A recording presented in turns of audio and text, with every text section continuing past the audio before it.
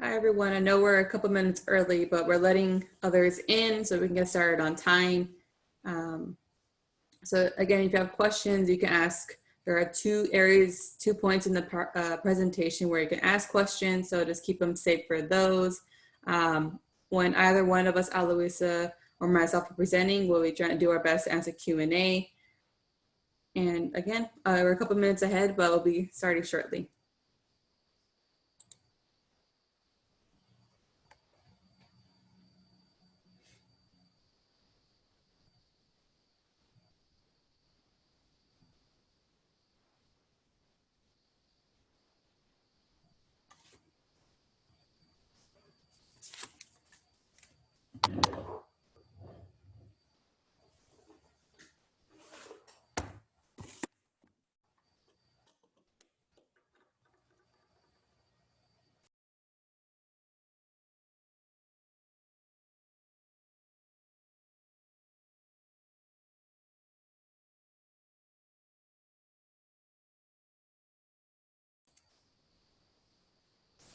I see more people coming in so far. We're about 21 attendees on this. Thank you for joining us on a Saturday. I know we're a couple minutes away to starting.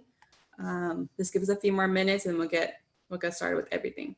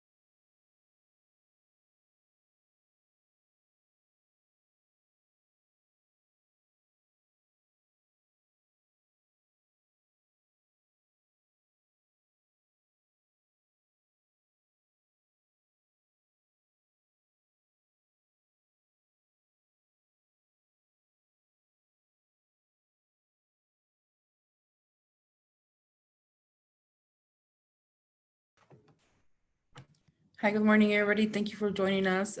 It is 1 o'clock, so we're gonna wait a couple more minutes, maybe like 1 more minute, just to let people join us. There is a Q&A section on the bottom of the screen. I know we do have some couple questions coming in.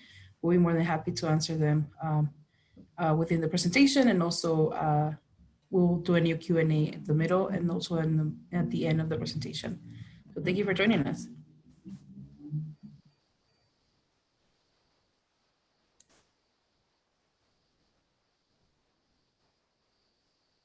Hi, Aloisa, ready to get started? Yes, let's go. So good morning, everybody. I hope you're all doing a fabulous day. My name is Eloisa Amador Romero. I'm an RH Recruitment Counselor at Cal State Fullerton. And hi, everyone. My name is Vanessa Lewis. I'm also RH Recruitment Counselor at Cal State Fullerton. Thank you. And then we're very happy to be here with you all. We would love to be doing this presentation in person, but because of the pandemic, we're doing everything the best that we can to provide services to you all. So today we're going to be talking about Cal State Apply, and we're going to be sharing some application tips and advices as well. And just to kind of give a what's happening, I know we don't have a slide saying this, but this is actually going to be recorded and it's going to be put on our RH Recruitment website and on YouTube. So again, I know some people can't make it due to work or whatever it may be. So this will be recorded, put on our same website. Just give us a few days to let it load, and then we'll go ahead and share all that with you. All right, Alice, take it away. Thank you. Yeah, and as I mentioned earlier, we do have a Q&A section at the bottom of the screen. So feel free to ask any questions that you might have. We are going to have a pause at the middle of the presentation to do a Q&A out loud, and then at the end we'll also be doing Q&As as well. So before you get started on the application, there are five steps to complete. So in order for you to complete the application, you do have to create an account, select the intended campus or majors that you're applying to, input personal and academic information, review application, and submit. We always prefer for you to use Google Chrome or Firefox as your browser. The application is open now, and the application will close December 4th. This is for the application for fall 2021. So in order for you to apply for any Cal State, you have to apply a year prior, in a sense. The application does close December 4th. So once the application closes, there is no way to open the application again. So make sure you start your application as soon as possible. And the website that you go to for the application is calstate.edu/apply. The application is $70. So and we'll talk about fee waivers and fees in a little bit. So what to expect from the CSU admissions process. So you'll be applying from now into December. The deadline will be December 4th for this year. This has changed from previous year. So we don't know if it's going to be the same thing for next year, but as for this year, it's going to be December 4th. So between December and April, you will be notified by your campus if you have been waitlisted, admitted, or denied. So after you submit the application, you should be getting an email from the Cal State Apply, and then also from the campuses you applied to. So for example, if you apply to Cal State Fullerton, you'll be receiving an email from Cal State Fullerton Admissions telling you, thank you for applying, and this is how you log into your portal. It's really important for you to log into your portal, continue to look at your portal, check your CSUF email or your campus email. And the reason for that is because that's the way the university will communicate with you. So like I mentioned earlier, you are going to be notified before April to see if you got waitlisted, admitted, or denied. By May 1st, you do need to accept your offer. This is a national deadline, and it's a very important deadline, especially for campuses that are impacted, such as Cal State Fullerton. If you do miss this deadline at Cal State Fullerton, and you decided not to accept your offer, then we will assume that you don't want to come to us, and then the offer will no longer exist. May 1st is also the deadline for Cal State Fullerton to accept to pay your enrollment deposit. I believe that enrollment deposit is $250. And then in the summer, before you transfer over, you have to do new student orientation.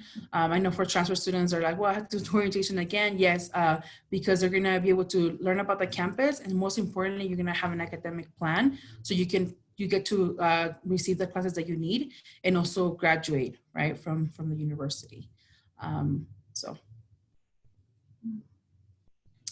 And then let's get started with the application. So you will first once you go to Cal State Apply, this is kind of like how the website will look like.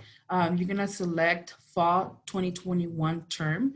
And Cal State Apply is a really cool website because you can actually see very different opportunities that other Cal States offer.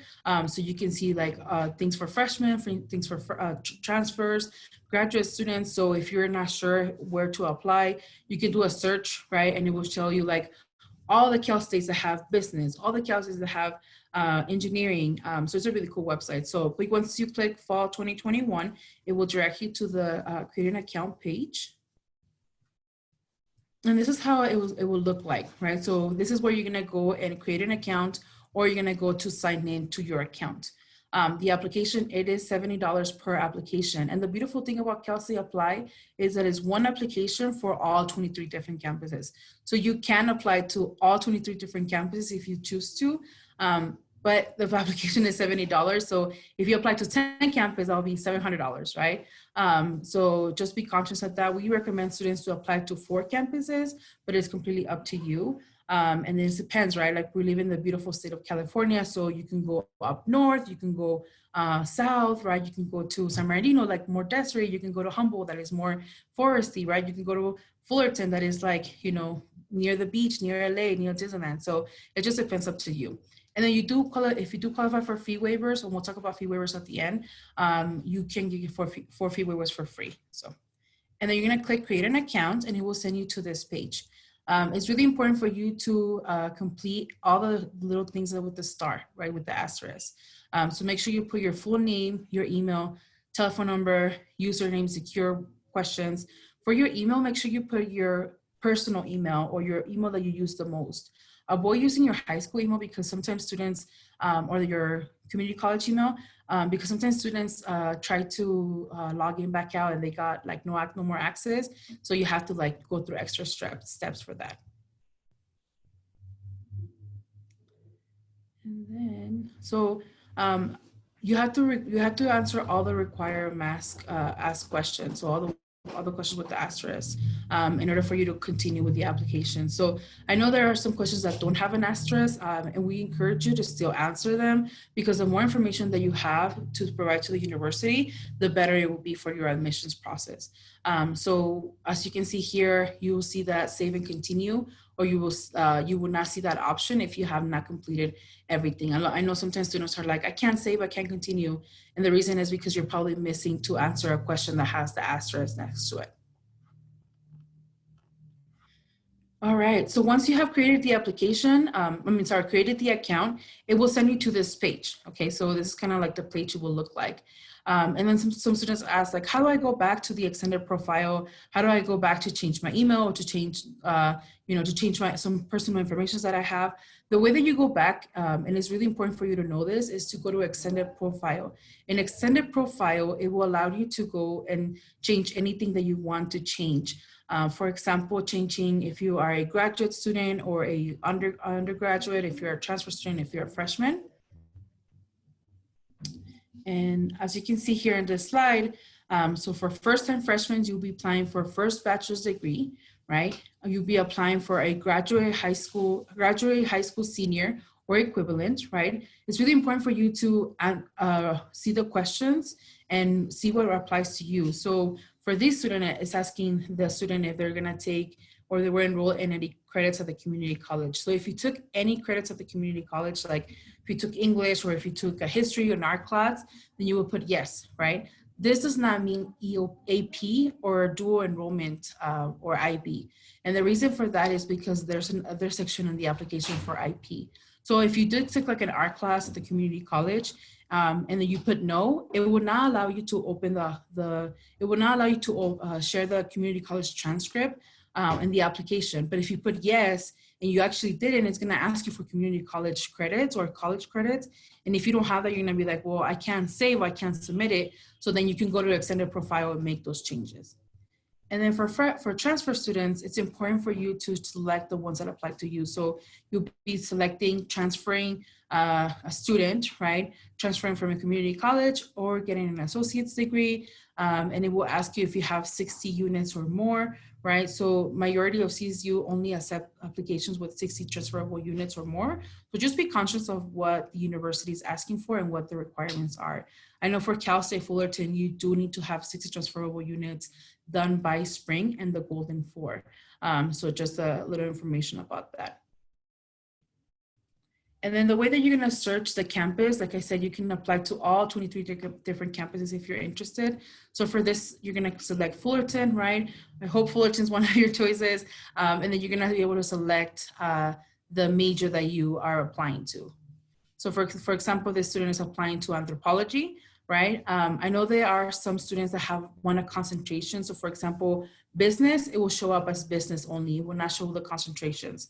So if you don't see your concentrations such as accounting or marketing or finance, don't worry about it because the major itself is business, but then the concentration will not show up until you declare the concentration once you have been admitted. Another example is communication. I know we do have communication disorder students that want to transfer over and they will not see communication disorders, but you will apply as a communication, right? And then you will select the concentration once you've been accepted to the university. All right, so this is how your dashboard is going to look like. It's really important for you to see that this student has not received all green circles completed, okay? One thing I forgot to mention is that under your name, by the extended profile section, you are going to see your CAS ID number. It's really important for you to save that number and be aware of it, because if something were to go wrong with your application, you can contact the tech support and put the CAS ID number and your name, and there is easier for them to find the information or the application just in case one missing. But this is how your dashboard is going to look like, and we're going to talk about the 4 quadrants in a little bit, being more specific. So we do have video tutorials for you on our YouTube channel for all the different quadrants, for quadrant 1, quadrant 2, if you're a freshman or a transfer student, quadrant 3, and quadrant 4. So as you can see in this page right here, this is how our YouTube channel looks like. This is for our YouTube channel is called CSUF Outreach and Recruitment. We have a lot of different resources there, a lot of different videos from like CSU overview in Spanish, CSU overall, the webinars that we mentioned. So we encourage you to go in and check the YouTube videos out. I know for me, this is very helpful because I'm a visual learner. So when I was doing the application, I was like, wait, so what do I put here? Like, what are they asking me? So it was just really helpful for me to just go to the video and, you know, click the YouTube video and see it. So inputting your academic information, we're gonna go to the next slide, please, Vanessa. So this is quadrant 1. So for quadrant 1, it's gonna ask you for personal information. It's gonna ask you for releasing statement, biographical information, contact information, citizenship information, race and ethnicity, parent guardian information, other information, and financial and parent information as well. It's really important for you to fill out and be honest with the application, because it is the more honest that you are, the better that it will help you with the application. So in terms of the financial and parental information, that's what's going to determine you to be admitted to the fee waivers. So if you put something that is incorrect, it will just not allow you to go into the next step. All right, so for international students, if you're applying for an international student, you do need to have an F1 visa or a J1 visa. So if you're studying in California to the CSU, it will ask you if you do have that, and you can change that in the extended profile section as well.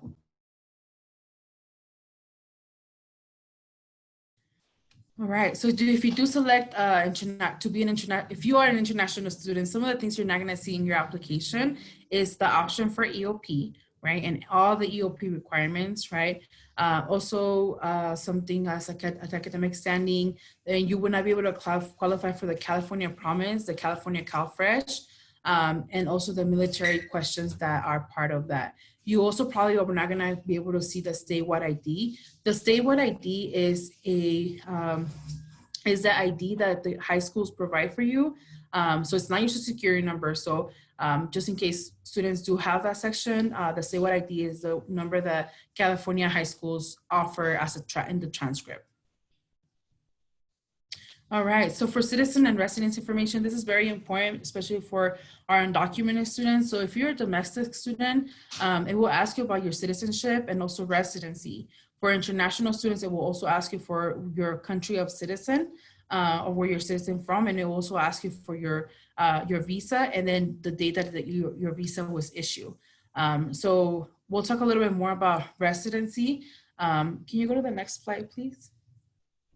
Okay, never mind, sorry, go back to the other one. Sorry, Vanessa. All right, so in terms of residency, so if you are a US citizen, it will ask you your country of citizenship. If you're not a US citizen, it's gonna ask you where you were born, right? So where you're a citizen from. And then it's gonna ask you a question about residency. This question about residency doesn't mean if you're a US resident, it just means where you live. So it's really important that if you're an 8540 student, and we'll talk about 8540 in a little bit. So if you're undocumented and you want in-state tuition, if you are a dreamer and you want in-state tuition and you want to be qualified for the grants, right, from California, it's important for you to put residency of California if you live in California. So please be careful with this. This does not mean that you are a resident of the United States.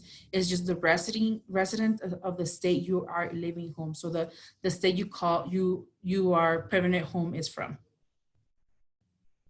All right, so 8540. So If you do put that you're not a U.S. citizen, it will ask you for citizenship, right? So if you see here, the student selected Mexico as the country of citizen, and then it will ask them if select the best described for U.S. citizenship. If they have none, they will put none. And then right here, as I mentioned earlier, the residency will be California. Do you claim residency of California? If you live in California and you have, you have lived here, then you will put yes, right? So this does not mean that you're a U.S. resident. It's just that you are a resident of California. And then it will tell us, if you ask you if you have been here continuously since birth, then you will put no, right? Because you said you were born in Mexico, for example. And then it will ask you what day you began to live in California. So for 8540 students, it's really important for you to be able to select these questions and answer them correctly. And 8540 was a law that was passed in 2001 that allows undocumented students, DACA students, to receive a type of institutional financial aid. But 8540 is also for students that are US residents and citizens of the United States.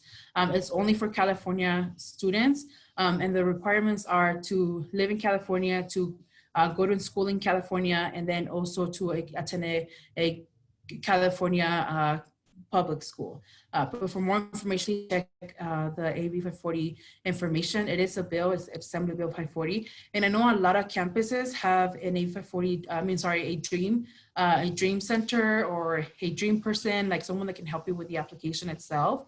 Also, if you select if you will not qualify, AB 540 will allow you to qualify for the California Dream Act. The California Dream Act is what allows you to have in-state tuition. So it will allow you to, California Dream Act will allow you to have, institutional financial aid. So in-state financial aid. So like California grants and things like that. So it's really important for you to be able to apply correctly to AB 540 if you do meet the requirements, because AB 540 will allow you to pay in-state tuition, not out-of-state or international fees. And then also it will allow you to go into the California Dream Act application as well. All right, so for Social Security numbers, it is really important for you to put your Social Security number. I think it is a required question. And if you're a DACA recipient, please make sure you do put the DACA Social Security number as well. And then we're gonna go to quadrant 2. All right, thank you, Eloisa. Go ahead and turn my screen on. Okay, so I see a lot of questions in the chat really quick. A lot of the questions you're asking, I'm actually gonna touch base on, like A through G. How do I qualify for AB 540? So Eloisa went over that. You can always check back on the recorded area. How do we know if we apply for a fee waiver? That'll be at the end. But these are really good questions. And we had a question, if we can hear you. We can't hear you or we can't see you. We do see the signals of raising hands, but we're trying to go quickly and going over general information. And then at the end, after this quadrant, we can answer questions live, and at the end we will. So I appreciate the questions. I know some are very specific, but we'll touch base on them right now. All right, everyone. So now Eloisa did a great job going quadrant 1. So now quadrant 2 for first-time freshmen. So everything I say right now for first-time freshmen, you'll see throughout the time. Once you see the flag of quadrant 2 for transfer students, then that'll be for transfer students. So whatever population you fall into, just pay attention to the right slides. So as I am going over them, this is the academic history you would need for a first-time freshman. So 1 through 9, high school attended, the coursework, 8 through 3 matching, colleges attended, transcript entry, standardized courses, and when it comes to the AP, IB clip. So the asterisk on the bottom, it says first-time freshman with college coursework. Look at number 3 and number 5. Those are the 2 most important areas to put that information. All right, so for high schools attended. So as you can see, high school or high schools attended. You can enter, I believe, 5 high schools. If there is more, you put the ones that have the most coursework in it, but also in the Cal State Apply help sheets, it will tell you more information based on if you attended more than 1 high school. So that's always, you can always refer to the Cal State Apply PDFs. So if you have multiple high schools, you can pick the schools you are graduating/graduated from. You must enter your expected graduation date. So as on the bottom, have you received or do you expect to receive a high school diploma or high school equivalent? And for this example, we put high school diploma. And then it pops up with another question. And that is to put in your high school in. So San Marcos High School. And that's how it looks like designated in there. And you also put date received and expected. Once that is completed, you will go to the high school coursework entry. So this page is a lot of information and a couple of pictures to go about, so just take it slow.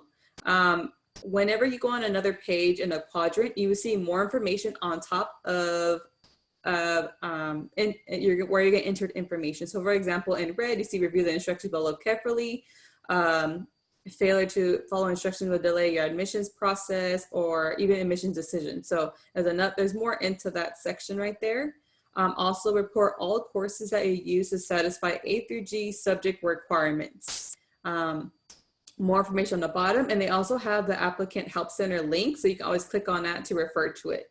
My encouragement and advice on that one, maybe you can split your screen with the Cal State Apply and split your screen with the PDF of the Cal State Apply PDFs, because like you can go through it section by section. It'll be more helpful. So on the bottom, you see where it says 9th grade, right? Lakewood High School, that is an example. So in these sections right here, applicants will need to select courses from the pre-populated course list, which is tied to a high school we've selected. So when you enter these in, there should be, for example, they're trying to put English, the word English in here. You want to make sure that it's pre-populated. That means it will pop up. You never want to enter any coursework manually, because that means the system does not recognize it. So abbreviations can be tricky. So maybe make sure you put ENGL for English, and it'll probably pop up. So just make sure you have the right designation in there. And then so forth from that, you'll see course type, semester, your grades, and if you repeated it or didn't repeat it. So it goes, all the information goes in there. Additionally, input the course type and grade, awesome. So then for senior year grades, in progress for fall and planned for spring. So those are two important words you need to keep in mind when you are filling out. So then as you see in this picture below, you'll see a drop-down list. So right here, the 12th grade, the San Marcos High School individual, when they put in their course, their selected course right here, you'll see where the status is, and you'll see in progress or planned. So those are two important areas. And from there, the system will know what you are trying to do. Applicants will also need to manually enter the A through D subject area on the A through D's matching screen. So right here, sometimes it doesn't pop up. So it has a special designation of AP honors course. That is where you'll select that entry. So course validation. This is actually an area where myself, my colleagues, our department, our school, we get a lot of. You understand it's very specific, and we want to make sure we have all the correct answers for you.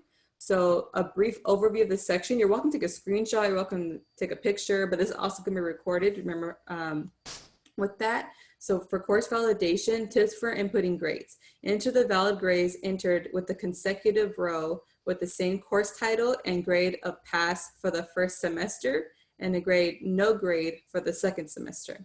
So with course validation, it really relates to mathematics, science, such as only chemistry, and language other than English. So for mathematics, there are 3 bullet points under here. So a grade of C or higher in the second semester validates a D or F earned in the first semester. A grade of C or higher in the second semester of a sequential mathematics course validates the prior year. And then lastly, a grade of C or higher in the second semester of an advanced mathematics course validates the entire 3-year subject requirement.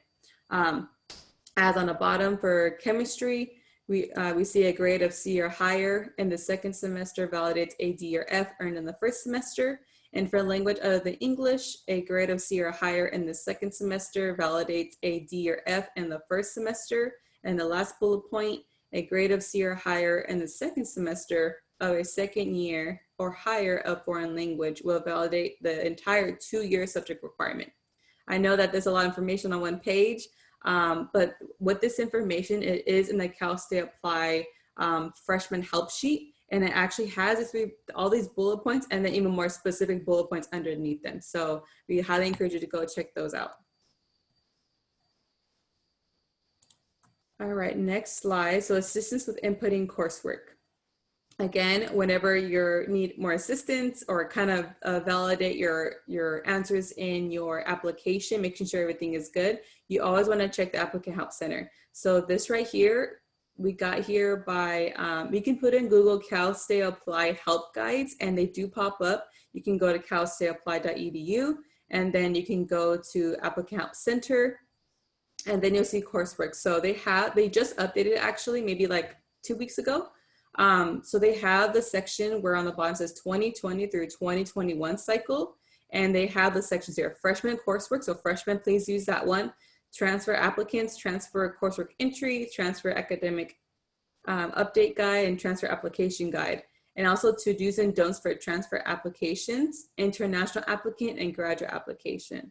So those are very helpful. Actually, on the bottom of these as well, they have the 2021 through 2022. So for those juniors out there, or those first time, the freshmen in community college right now, their first year, you can look at those right now and try and be best prepared. And also the CAS ID, it's a little blown up right here where Aloisa was talking about. And this goes over, this is your application number to where if I find you in the system, always keep this handy next to you in your phone. Start in your emails, write it down. And then also you can find this Applicant Help Center in your profile. You click on the arrow and it will go down to Help Center and open up for you. All right, so for updating A through G matching. So many questions come from here as well. So your A through G, you should be familiar with them. If you are somewhat familiar but you still have more questions, you're absolutely welcome to a high school counselor, because they do have access to your official transcripts, your unofficial transcripts in your profile. So please look at those. So A through G, they're all color coded, so you make sure you know where to go to. And this is an example of 9th grade, 2014-2015 Fullerton Union High School, and it gives a designation right here. So for A through D matching, so based on the courses the students have reported, the screen shows a summary of each subject along with the number of years completed. The minimum years required are noted in parentheses. So again, they're right here: 2 years history, 4 years English, 3 years math, 2 years laboratory science, English other than language 2 years, visual performing arts 1 year, and college preparatory elective. I know we had some questions in the chat about, where does laboratories fall under? It is the section D, and also the years will let you know how many total years you have done. So with that, we go to the next section of how to enter it. So for A through G matching, college courses can be entered in a college transcript entry. So then it will match in the A through G. Any courses that are A through G applicable should be matched, and appropriate years A through G will be calculated. And these two screens, you will come across them in your application for first-time freshmen, and they'll give you more information on top. Again, this is just information we can give you generally through the time we have, but in the actual application, it's really broken down with a lot of good information on top. A through G not met warning now checks for minimum requirement for each subject, because last year's application only checked for total years. So that's a new feature in the application. So CCGI integration, this is for system with California College Guidance Initiative. This is a system where if your high school has this resource, you can upload your high school transcript in the Cal State Apply. There are a few steps. Not all high schools have this, but if you do, please take advantage. If you don't know you have it, you can speak with your high school counselor to see if you have this option. So it adds a high school transcript information into your application. So the next steps are going to show you how to do so. So we're going to go to My Data. So then, so for example, Julie, she has her CAS ID right here, right? She's logged in. She's going to go down to My Data. And she's going to try to connect with the CCGI to the application. So then she's going to log into California Colleges, the website, and she's going to go to sign in. And when she goes to sign in, it's going to give her pop-up warning and pop-up information. So warning, your high school transcript attended, high school coursework, and SSID will be replaced with the information coming from californiacolleges.edu. Please review the changes once you import them. You're going to continue. And then we're retrieving our high school transcript. So it's loading at this moment. and then success. You have your high school transcript information loaded in your application. As you complete the academic history portions will now be pre-filled out for you. So simple as that. You're going to push continue, and then you're going to put import. So again, all this information, many students do have to enter it manually in the pre-populated areas, but if you do have this feature, please take advantage of it. So now when it comes to CCGI integration, these courses will now pop up because of the importing of our high school transcript through CCGI. So again, Chino High School, 11th grade, 10th grade, comes with all the courses. It lets you know all the grades and the semesters, and it goes from there. So this is pre-populated and entered for you. So now that was first-time freshmen, and now we're going to transfer students. So everything said now will be all towards transfer students. So I'm going to go to the next page. So sorry, transfer students, junior high school is attended, academic information, college is attended. I know myself, when I was at community college, I went to 2 different colleges. And so you do want to keep those in mind. All the information on both transcripts, you do want to enter in the application. Even if it's online, in person, whatever it may be, it still counts in this area. So college coursework, general education, and standardized tests. So high schools attended. If you have multiple high schools, you can pick the high schools you are graduating or graduated from. So there's an example again, just enter your high school in the information, the high school itself, and the date and expected. So colleges attended. So report all colleges and institutions attended regardless of the relevance to the programs you're applying to and whether the coursework completed, there's already transferred to the institution. For example, I remember I had a student where she went to FITM, which is like a fashion type school. And so it wasn't a California Community College, but it's still from an institution. You still have to put those coursework in and send their official transcripts too. So any institution just like that, you do want to keep in mind, you are going to share information about it. What college or university to attend? So for this example, we put Irvine Valley College, and we're going to go here, you click the area that you are going to choose, and then that should pop up the area saved. Whenever it's gray, that means you either filled it out incorrectly or did not touch base on it. But once it popped up blue, you can move forward. So then now for colleges attended, what type of term or system colleges this college or university use? Most community colleges, they do have semester systems. If it does a quarter or trimester, please indicate those. When did you attend the college or university? So that's going to be from the first semester. So for example, let's say I'm a Irvine Valley Community College student, and I started fall, which is so semester fall. The month usually starts in August, so I'll click August and then say it's 2018. I'm going to put the year, and my last semester is going to be fall right here. Month, let's say August, last semester, and then when it comes to year, I'm going to put 2020, for example. So those are all examples. But all this information is labeled on your transcripts. So for word, section by section transfer students, you'll just put it in. So it's fairly easy beyond that point. For college coursework, so now to complete these sections accurately, report all courses on your transcript. So understanding that first-time freshmen, you were only putting A through G requirements. For transfer students, you're putting everything you see on your transcript. So be sure to include courses that we withdrew from. Then it'll be a W on your transcript, repeated courses, ungraded labs, test credits, gym courses, orientations, and non-graded courses. Use official copies of your transcripts. List your courses under the correct term year and class level. Department prefixes and course numbers must precisely match those on your transcript. Enter courses under the institution where you originally took the courses exactly as they appear on original school's transcript, and enter all in progress and planned courses because we want to see exactly what you're doing each step of the way. So as for college coursework, for terms that are in progress or planned, select progress/planned in the drop-down box and the term header. So grades are not required in the progress or planned terms because they have not appeared yet and you have not completed the class yet.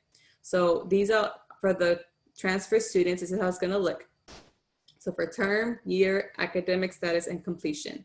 So for example, spring 2020, you are a sophomore at that point, and there's a label for in progress and planned. So we get many questions of, I don't know exactly what I am, a freshman, sophomore, can you please explain more? So this section right here is for those who are a little confused on status. So select academic status that corresponds to the number of credits completed at the time you begin that semester. So status below freshmen is 0 through 29 semester units. Sophomores are 30 units through 59 semester units. Juniors are 60 through 89 semester units, and then senior is 90 or above. So for college coursework, enter the grade as listed on your transcript. All attempts and grades should be included. So then for inter-repeated courses noted on transcript with a grade of RP. So then inter-academic renewal with a grade AR. So again, those are special designations that are on your transcript. So they're not a letter grade, but since there's a different action towards them, like RP for repeated courses and W for withdrawal. So you'll see those on your transcript.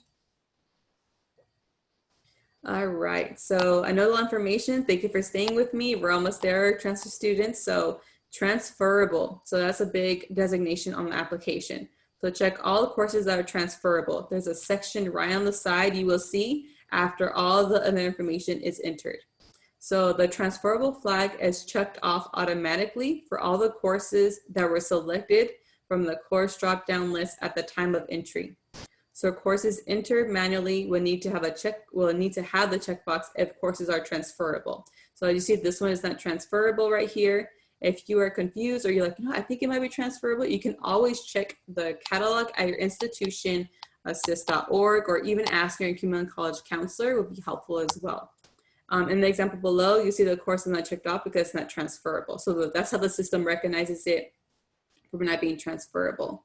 And then from there, we're going to talk about general education. So you might hear the word Golden 4, those most important 4 classes that you need for transfer students. After completing transfer credit entry, you're going to go to the general education section and complete the required GE course identification. So designated courses for each of the 4 categories, A1, A2, A3, and B4. So again, they're listed nice over here, A1, 2, A3, B4. You're going to select the courses from the drop-down list. So this area right here, they will show on your educational plan of your community college institution. You'll notice them as well. You become more familiar with the language as the more time you are at the community college.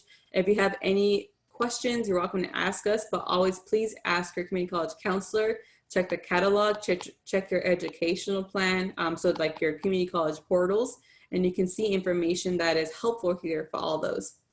This is how the drop-down list looks when you click on each of them, and you're gonna put each course that fulfills and satisfies that section. And then you'll see the button right here that says save and continue to move forward is blue, so that will work.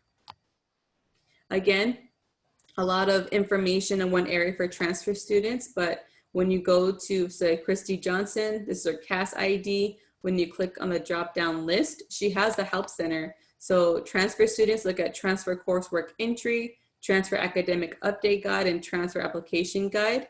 Those 3 areas can help you. And one more as well, top to-dos and don'ts for the transfer application. So those are definitely areas that'll be helpful.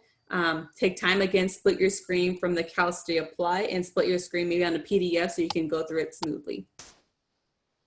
All right, Eloisa, we're on the first Q&A stop. Yes. And I'm looking through them with you. Yeah, we have a lot of questions. So some of the questions that we have is that taking a gap year.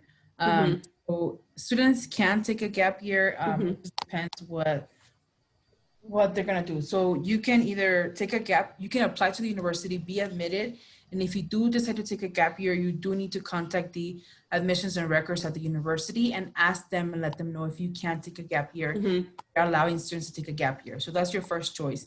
If you are a high school graduating, if you're graduating from high school and not going to any community college at all or taking any college courses, you can take a year off and then apply as a first-time freshman because you haven't taken any courses at the community college.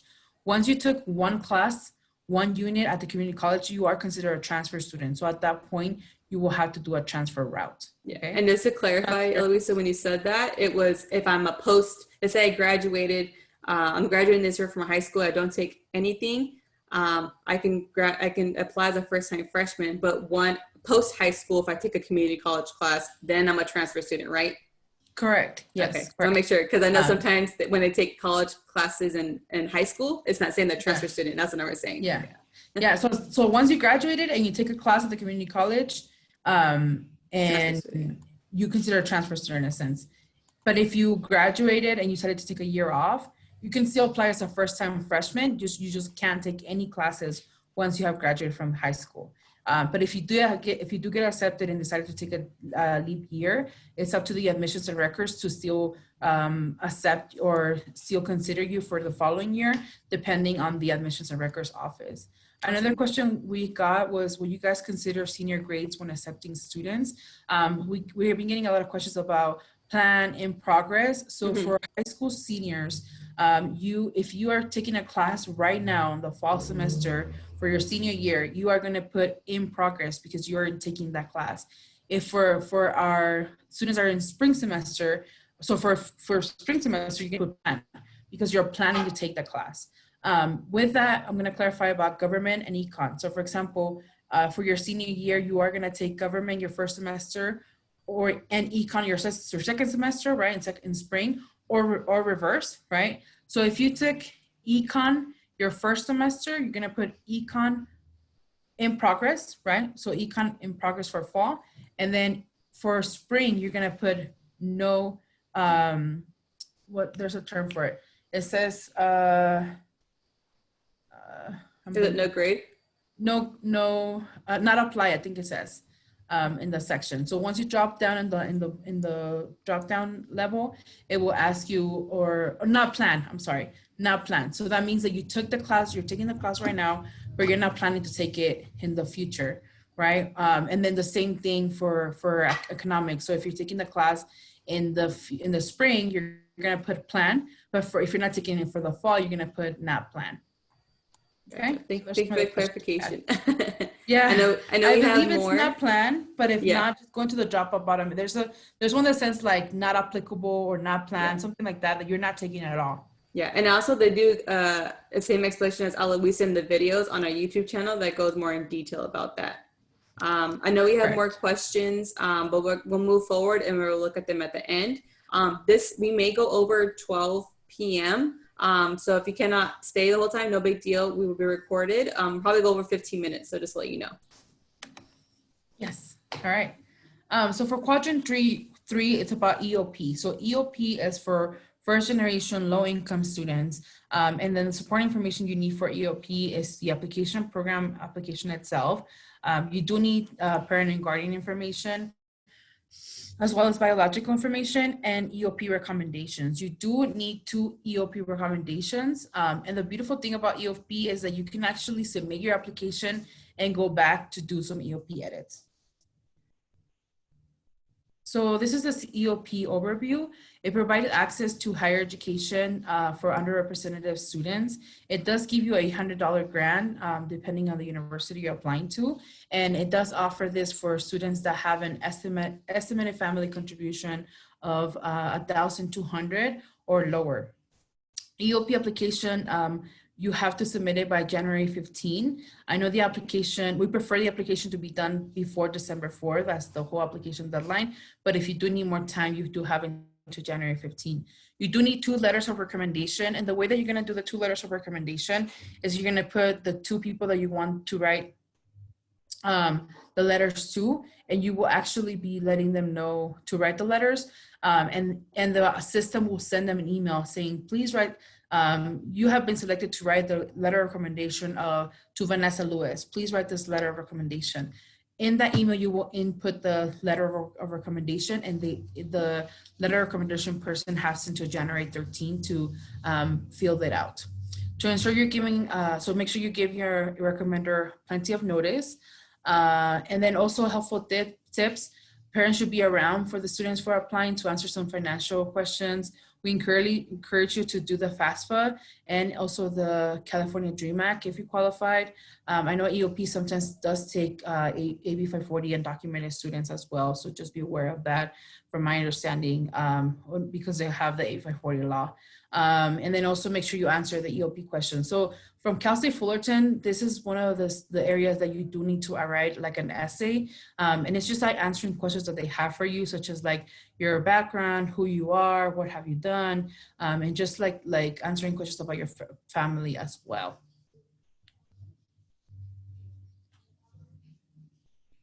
And then, like I mentioned earlier, for the letters of recommendation and then also additional things that you have to write. I know for Cal State Fullerton, because we are an impacted campus, we don't really have a lot of additional requirements. So like supplemental programs, except if you're applying for the nursing program. And if you're applying to EOP, like I mentioned earlier, you do have to get write a statement saying like answering some questions that they have for you. But other than that, we don't ask for personal statements. So in the quadrant 4, you are going to be asked about program materials, supplemental questions, program information, and supplemental questions as well. So for nursing program, for entry level freshmen, you are going to be asked more additional informations. We are going to have a nursing webinar on October 17 from my understanding. So please go to where you register for this webinar and register for the nursing webinar as well. The webinar is only going to be for freshmen though, for the nursing program. And then this is how it's gonna look like. You're gonna go into each of the campuses you're applying to. So for example, the student is applying to Bakersfield for healthcare, Fullerton for the credential program, Channel Islands for channel multiple subject credentials. So you're gonna go into each application and select what they're asking you for. And this way is gonna be like tabs. So if you can see here, you're gonna select the tab on the top and then go to the next page, select the tab on the that says documents and then evaluations and questions. So please make sure you read fully what they're telling you, because once you agree to these terms, you are actually agreeing to these terms. It will also tell you about the university, like stance, the college stance, major program specific, program name, degrees that your types, local main campus, online, Irvine. So like depending on the details of the information of the major you're applying to.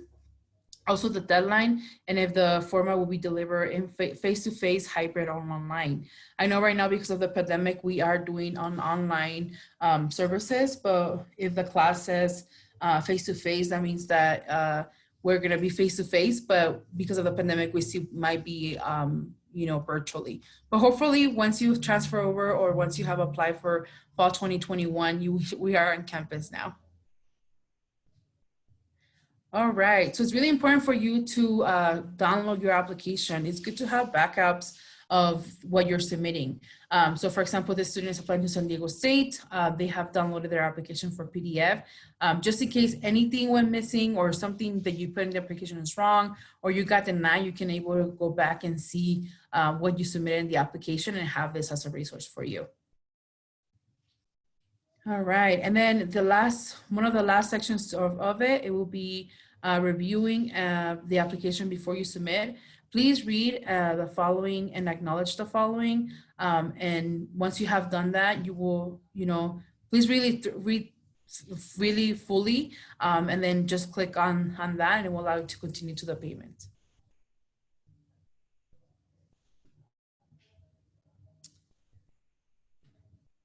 All right, so this is how it looks for personal and academic history if it's incomplete or not complete. So if the application is completely complete, it will be completely green. But if some information is still missing, like for example, the student on the top example has 3 out of 8 completed, you can go back to the application and finish the section.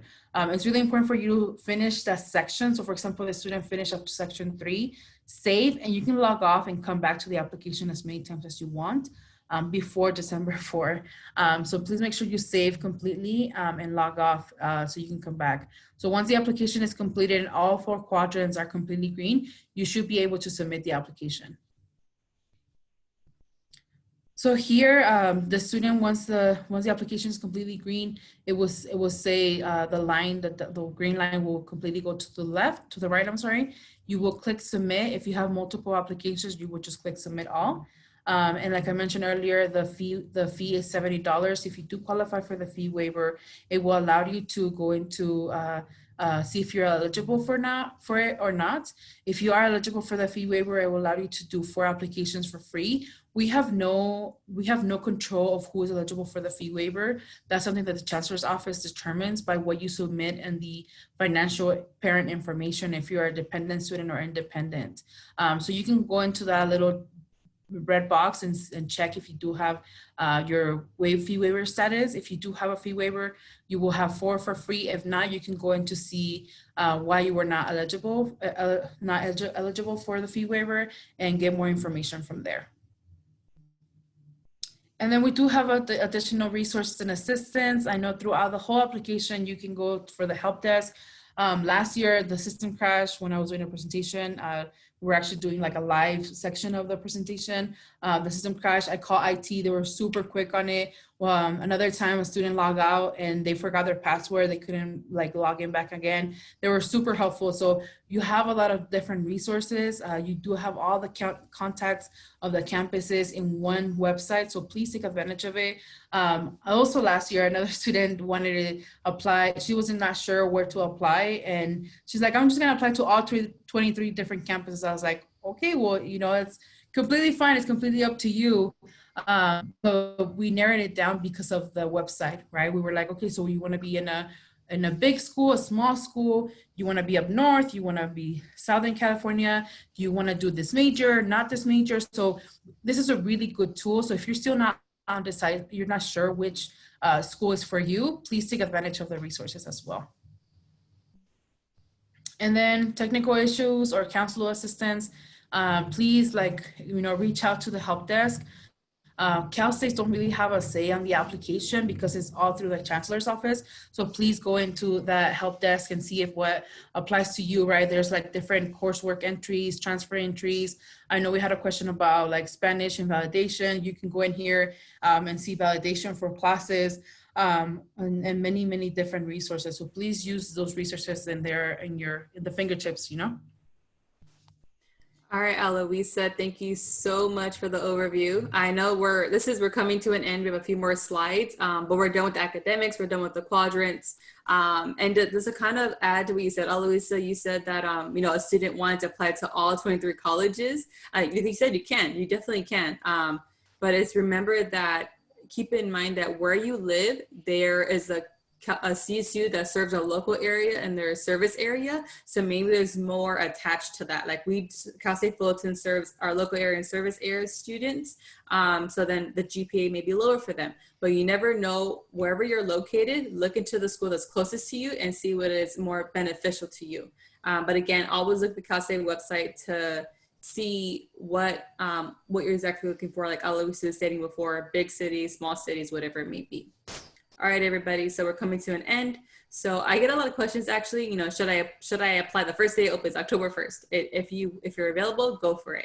Should I apply for it right before Thanksgiving? We actually do say finish before that time because again, that's spending time with family, your friends, your guardians, whomever it may be. You're not thinking about Cal State Apply, you're thinking about food, you're thinking about having fun. So, so before that time, we do have, not we do, but the Chancellor's Office at Cal State Apply, they have early submitter sweepstakes. So entice students to apply early by November 20th. Early birds, right? You want to finish those early. So they have different initiatives of the drawings will be held October 19th. You can win, they are giving away 10 100 Amazon gift cards, and it goes down to the other dates. November 23rd, grand prize be announced. November 23rd, grand prize of $1,000 for Amazon gift card. But the earlier the application, the more chances to win. And again, they have your CAS ID, they have your information. That's how they know who you are. So again, that's even more an initiative, right? Pull the right information because you never know you can win. So that's just something to keep in mind. Also, myself and Aloisa, we did as much as we can today with general information. I know there may be more specific ones. Contact our admissions office or contact one of our services. So we can help you in a most general way when it comes to Cal State Apply. So our virtual services for campus tours and transfer center. So campus tours, it's somebody who's never been on actual campus, right? Has never seen our campus or wants to learn more. It's been a couple years. And for transfer center, they do have the similar services as campus tours, but the transfer center is mostly for community college students transferring. But we're here to help you either way you choose. So for campus tours, we have daily tours. So the daily tours and the campus tours section and the transfer centers transfer admissions webinar series, they're the same thing. It's just there's different times tied to it. So the daily tours are from 10 and 3 on designated days. So Monday, Wednesday, Friday is 10 a.m. and Tuesday, Wednesday, Friday is 3 p.m. So on Friday, you actually get 2 times to choose from. And we also offer Saturdays too. You just go down a drop-down list and you can choose it. Group tours are, a group of students, let's say a college course or a college class or a high school class wants to take a group tour. Please contact the link in the certain area and you can ask for the day and see if we have someone staff for it. Academic college tours are, for example, if you're interested in a college of business, there's one day in the week starting at 11 a.m. to 12 p.m. where it's a presentation and virtual tour. And then goes for College of Comm, College of Education, our academic colleges overall. Titan Talks are 25-minute Google Hangout chats with our Titan ambassadors who are students at the campus and they are working for our department. So any questions of like, how's Cal State Fullerton? How do you study? How do you best prepare? They can answer those personal questions as well. And our newest feature for campus tours is Live Help Now, where when you go to, on the bottom of the link, www.fullerton.edu/OR, the Live Help link, it should pop up on the right side in the center, or in the right side on the center of the page. And you click on, it looks like kind of like a comment box. You click on it, you enter your first name, last name, and your email, and you can start asking general questions there. Always follow us on social media, CSUF Outreach, and we do update daily and repost any sections on there from other departments. And then lastly, for Transfer Center, transfer appointment with a transfer peer advisor. Is a student who is familiar with the school, the admissions process. They're also a student there at Cal State Fullerton and they work for our department. Their specific social media is CSUF Transfer. So we're here to help you. A lot of compliments that we get with our services that we're live, and helping you in person. So we're not just a computer chatting with you. We are someone here to help out.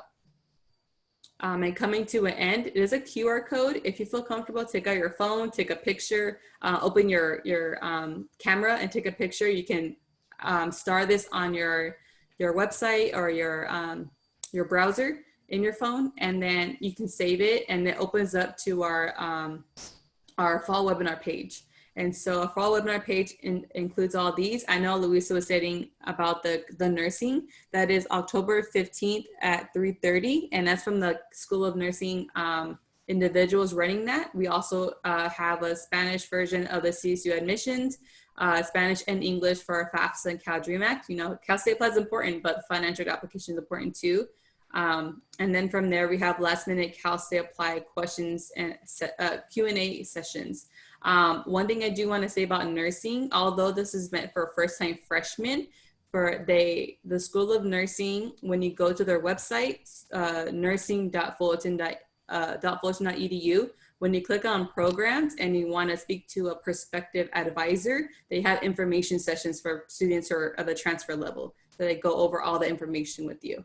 Lastly on this page, YouTube channel, CSUF Outreach and Recruitment. We do highly encourage you to subscribe. Look at you can look at the quadrants as many times as you want. And we are accessible through, or we have more information on Facebook, Twitter, Instagram, and YouTube. And our main contact for email is csufor@fullerton.edu. That concludes our presentation. Alois and I did as much as we could. I know we have a lot of information, just take it one step at a time, but on the right side are additional resources to look into on your free time. And again, best source of contact is CSUFOR at Fullerton. All right, Eloisa, last slide. And we have Q&A. we can do Q&A maybe for a couple of minutes, if that's okay with you. Yeah. Maybe we can go one-on-one. So we start with Nicole. They ask, a community college transfer program, how does the student know what to take for the community college level? So that's a great question for advising. So you have to go to the community college advisor or the transfer center at the community college and see what classes you need to take in order for you to transfer to a Cal State. And then also, if you're a high school student applying to take some class at the community college, go to your academic advisor too. But then if you're a transfer student applying to the Cal State, you have to put all the classes you have ever taken after you graduated high school. So thank you for asking that. Awesome. And Tatiana, I think you went up. Is it? Oh, yeah. When choosing majors, I observed that it won't let me choose a major at a specific CSU. How do I send my major to all CSUs to apply instead of just one? So I think you're saying that you have one major and you want to apply that one major to all of them. You do have to pick the specific campuses for each and enter that. So it's a tedious process, but you just go ahead and just enter the same major into the other area. At least it would go over a slide where someone put Channel Islands, Fullerton, another institution, but they have 3 different majors in those areas. That's how they separately indicated those. So that's important. That's a great question. And it's important because all different campuses have different major titles. Mm-hmm. We have human services in our campus that other campuses don't. Mm-hmm. So even if you want to click all human service to all 23 campuses, you would not be able to select that. Or another campus, it might call something differently. Yeah. Next question we have, if I want to take a gap year and I was admitted, do I have to accept my offer by 5/1? This is a great question for admissions itself. Because from my understanding, you have to let admissions know that you want to take a gap year by May 1st. So once you have been admitted, please contact admissions right away and let them know that you are decided to take a gap year and then go from whatever the decision they made.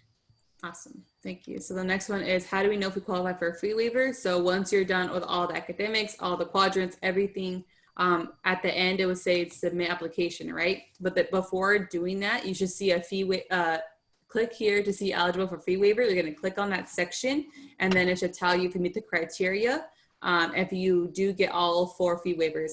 One note I do want to say, if you're applying to an extension program of a Cal State, it's not the same as applying to like business administration. The extension program is funded differently in a different department of Fullerton. For example, like we have a bachelor's of administration, bachelor's of arts and business administration. It's all online. That is an extension program. That fee waiver does not go towards extension program. So then you might be eligible for fee waiver, but you might only get 3 out of the 4. So that's something to keep in mind.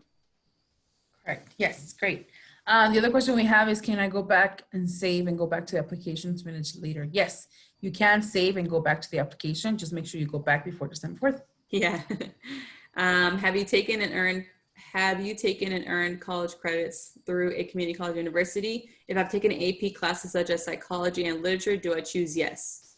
Elise, can you help me with that one really quick? Yes, so if you took a class at the community college, it's not considered an AP class.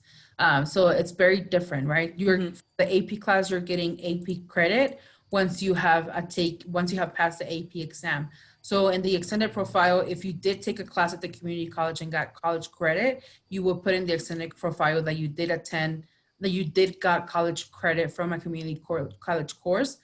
That doesn't mean AP. But if you do take an AP course, then you're just gonna put the AP class in the selections, in the course selection in your high school. And then once you pass the exam, or if you already passed it, once you've been admitted to the university, you're just gonna transfer all your AP courses or the AP exams that you pass to the university you got accepted to through College Board. So then you get college credit and then in your transcript at the university, so for example, Cal State Fullerton, it will show credit from the AP course.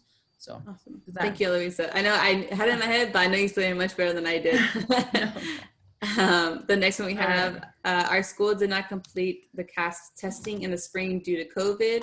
I see the question, the profile where students are supposed to mark not a California resident or did not complete the test. I'm concerned for students that mark this, they will not be shown as California residents. Is this really the option they should mark? Ooh, that's a good question. So that's a really good question. I think it's best for you to contact the chancellor's office to answer this question. Because from my understanding, the CAS is you would do the CAS in your junior year. So for students that are applying right now, they were a junior when the COVID happened. So we haven't heard anything from this. So please contact the chancellor's office or the help desk, and they can give you more detailed information. We just don't want to give you the wrong information. Yeah, and that's different. Chancellor's office level type information. Or you can contact us at outreach and recruitment at fullerton.edu, and we'll be more than happy to answer that question. Yeah, definitely. Is this just for freshmen? So this, I'm assuming you're asking for the PowerPoint presentation. It's a mixture of first-time freshmen and transfer. They have designations on top, first-time freshman and transfer, but you can always look at this video again to go over just your specific section to answer it. Great. So for this one, it says I'm finishing my senior year in the fall, won't have any classes in the spring. What should I put in for the spring? You would just put the one that I was mentioning earlier, not apply, not applicable. So it will tell you, please put your 12th grade level courses, and then for spring, you would just not put none. Awesome. And then what if your high school has done a semester system for the first 3 years of your schooling, and then this year they switched to a trimester system? Is there any way you can input that? There's a button on there where you can indicate that, right, Luisa? It just kind of be more clarified in that area. Correct. And I believe one thing you can do is that you can put your high school, and then you will put the high school, like from freshman to junior selected, and then put the same high school again, and then put trimester for your last year. So your senior year. And I think the next question is very similar to this one. What if the school does not have a trimester? It's completely fine. We choose trimester or semester. It's completely either or. If a course is only one semester, what do you enter the grade of the other semester? No grade. So when it comes to that one, if it's only one semester, then yes, you'll put the grade in the first area, and then the second box in the second column, you put no grade. Yeah, I think that was the term I was looking for, no grade. Yeah. I think that's it, yeah. So many terms, everybody, we're getting there. Yeah. I think the other question is the same thing. Like if you didn't take any class for the spring, you would just put no grade. Awesome. How many students in each class? So actually we have first-time freshmen and transfer guides that give information of admissions process, deadlines, and actually on the side of them, they give statistics. So for it's usually 25 students to one professor when it comes to Cal State Fullerton. There are classes that are larger, like 100 students plus, or it can be smaller, which are like 20 or 15 students less. And it all depends on the popularity of the class, whatever it may be, how many classes are offering that semester. So it honestly depends, but the average is 25 students to one student, or one professor, excuse me. Correct, yeah. The next question is, can I go back to the application and edit? Once you have submitted the application, you can go back to edit. You have to contact a specific campus to do some edits to the application. So if you apply to all 4 different campuses, you have to contact all 4 different campuses, let them know that you want to edit your application, but you can go back and edit through the Cal State Apply. Okay, and the next one, I might tag team on this one, Luisa. So if we've only done dual enrollment, do we have to transfer any of this? I'm a little confused as to do the transfer if we just finished high school. Dual enrollment is not a credit course because you don't actually take the classes from the community college. So if you went to Santana Community College, Cypress, Cerritos, Monsac, Chaffey, then those, you have to input the community college you attended and also what course you took. But dual enrollment would not count because you didn't take the class at the community college. Gotcha. Next question we have, but if it's not in progress, is it only a semester course? If it's a semester course, you would just put the semester in the grade that you got that semester, and then, or if you're taking it now, you would in progress, and then for the spring semester, you would just put no grade or not taking it. Awesome. Do we have to submit our in progress courses manually since they won't be on our transcript? So that's no, because they should be able to find it in the system that Cal State Apply has. So understanding that I know you're taking classes right now, but you should know the class title of the course you're taking, and then it should pre-populate in the application, and it should pop up, and then you put planned. So try your best not to manually enter anything. So it should be there for you. Yeah. And if you have to manually enter it, we don't encourage it because it just messes up with the system. Yeah. But if you do have to, like that's your last resort, then do it. But just if you're a freshman, you have to go to the A3G matching and make sure that it matches. And then if you are a transfer student, just make sure that it matches also the Golden 4 if it's a Golden 4 class. So don't apply to the Cal State October, December at all. If I know I'm taking a gap year and not taking courses, correct. Yeah, so don't apply if you know you're taking a gap year. Don't take any community college classes if you want to be a first-time freshman, and then just apply fall of next year. Next one, if I take the SAT, when should I send my official score report? Also, if I'm applying to more than CSU, do I need to send my score report to CSU or our university? So for Cal State system, we are test blind. So that means we are not, for admissions purposes, we are not using SAT or ACT.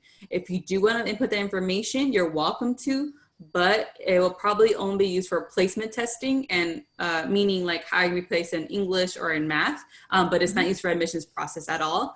When it comes to other universities like privates are very tricky where they might have their own admissions process and own, like all across, I believe it's 85. Yeah, I think it's 85 of them in California. They have their own admissions process. So individually look at those websites to see if that's what they need.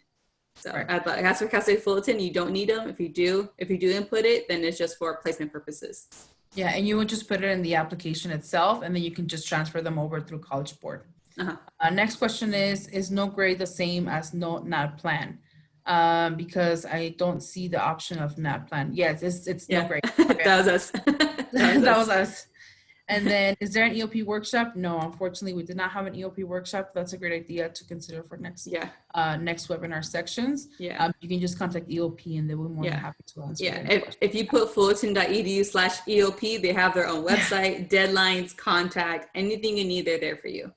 Yes, and then the following EOP, letters of recommendation are only required for EOP, and nursing might also have letters of recommendation, but that's only if you're applying to the nursing program. So please check our webinar next week, almost next Thursday. Yes, next Thursday to check out. Yeah. All right, and then is the 1200 EFC is for the annual family income. Yeah, it depends on the financial aid. So your financial aid will notify that for you. And we do have a financial aid workshop as well. And it's after nursing. It's like in the middle of October or late October for financial aid, Spanish and English. You can always register and ask those specific questions as well. And financial aid does a great job on social media. IG Live, they love doing that, like 30 minutes to an hour. If you put at CSUF _ Office of Financial Aid, they will pop up and they will have a lot of information on their page. Awesome. All right, we're going to take a couple more questions. And then if for some reason we didn't answer the question, please email us at recruitment@fullerton.edu. We're more than happy to answer any questions that you have. We're here to serve you or select any other of our virtual services. So the other question that we have is, do we apply for FAFSA first or apply to the Cal State? It doesn't matter as long as you apply by the deadline. So please make sure you apply before December 4th, and then for FAFSA before March 2nd. And then does your fee waiver have to do with FAFSA? No, it's two totally different areas. So you have a Cal State app, talks about fee waiver to pay for Cal State applications, totally different area of FAFSA and Cal Dream Act, two different applications and processes. So they're not the same thing. Yeah, it's one application for all 23 different campuses, so it's a great resource as well.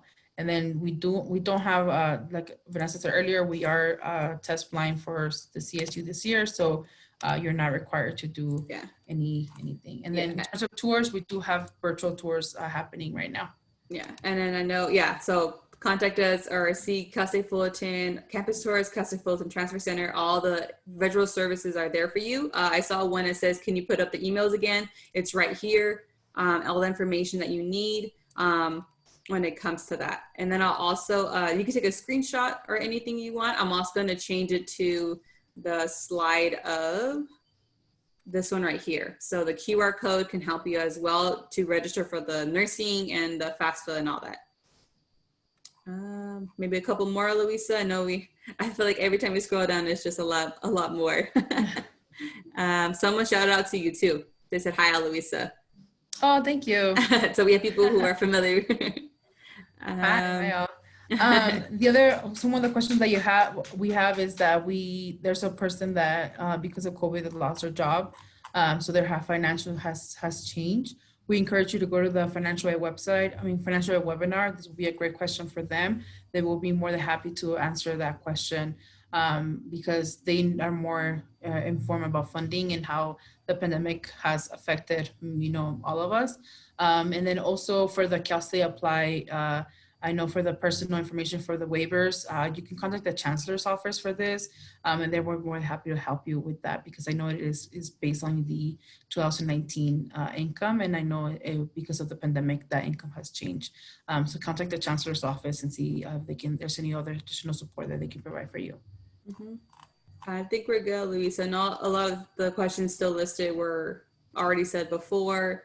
But I know a lot of questions are asking how to find more information about community colleges. Just go to their website. Honestly, IBC Community College, type it in Google, and you can, the most important areas to start with trying to understand is going to admissions, financial aid, or even the outreach and recruitment departments, because we're the generalists. We tell you everything you need to know generally and how to get to every place. Other departments are there to help you with the supplemental areas like financial aid, admissions, scholarships, like there's scholarships under there, anything you need. So yes, definitely.